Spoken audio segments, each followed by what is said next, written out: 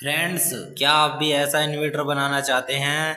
तो चलिए इसे बनाते हैं। सबसे पहले आपको ये पीसीबी ले लेनी है। ये 24024 की पीसीबी है। ये मैंने इसके कंपोनेंट निकाल दिए हैं और ये मैंने घिस ली है। फिर आपको ये ट्रांसफार्मर ले लेना है। ये ट्रांसफार्मर की आउटपुट है, ये इनपुट है 12012। ये 0 है। और ये आपको हीट सिंक ले लेनी है। आप मजबूत हीट सिंक लीजिएगा। और फिर आपको ये मोसपेट ले लेने हैं। मोसपेट के नंबर हैं 4132। आप चाहें तो P55 या Z44 भी ले सकते हैं। फिर उसके बाद ये आपको इस तरीका से माउंट कर लेने हैं। फिर आपको इसे बढ़िया तरीका से बारछल लगाकर कस लेने हैं। और आपको पीसीबी और हीट सिंक इस तरीका से लगानी है, बढ़िया तरीका से, और ढीली बिल्कुल भी ना रहे। आपको मोसपेट की सोल्डरिंग कर लेनी है, गेट से गेट, सोर्स से सोर्स और ड्रेन से ड्रेन। मैं इस हीटसिंक को इस तरीका से लगाऊंगा। फिर आपको ये यहाँ जी के दो रजिस्टर होंगी। आपको ये दो रेजिस्टेंस ऊपर को उठा लेनी है। ये 22K की और 22 ओम की हैं। मैंने ये हीट सिंक कस ली है। फिर आपको ये मोसफेट की सोर्स पिन पर बैटरी के निगेटिव के लिए यहाँ आपको अच्छी तरीका से एक तार लगा लेना है। आपको दूसरी हीट सिंक पर भी ऐसा ही कर लेना है।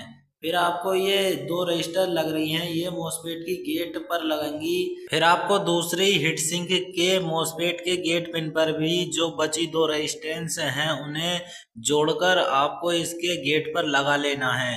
मॉसफेट की गेट पर रेजिस्टेंस लगाने के बाद आपको ये हीटसिंक इस तरीका से लगा लेनी है, बारछल लगाकर। नीचे से आप इसे पीसीबी से कर सकते हैं। ये दोनों वायर बैटरी निगेटिव के लिए हैं।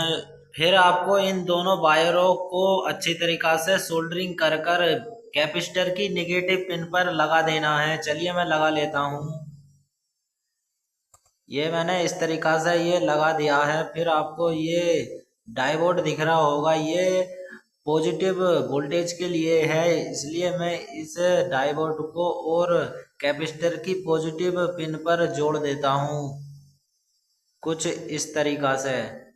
जोड़ने के बाद आपको कनेक्शन अच्छी तरीका से कर लेने हैं। जो ये पीसीबी पर लगी जो दो हीट सिंक हैं, ये हीट सिंक पर रेड वायर जुड़ा है, ये 12 का है, B12 का है। और ये है 0, ये बैटरी की पॉजिटिव सप्लाई के लिए ये डायोड पर और कैपेसिटर पर जुड़ा है।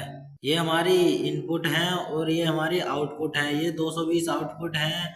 आप कृपया करके सावधानी से कार्य करें। मैंने ट्रांसफार्मर की आउटपुट पर 100 वाट का बल्ब लगा दिया है। चलिए मैं इनपुट सप्लाई देकर देखता हूँ। और ये इन्वर्टर अच्छे तरीका से काम कर रहा है, क्योंकि मैंने इस पर इनपुट वोल्ट में 8 वोल्ट ही दिए हैं।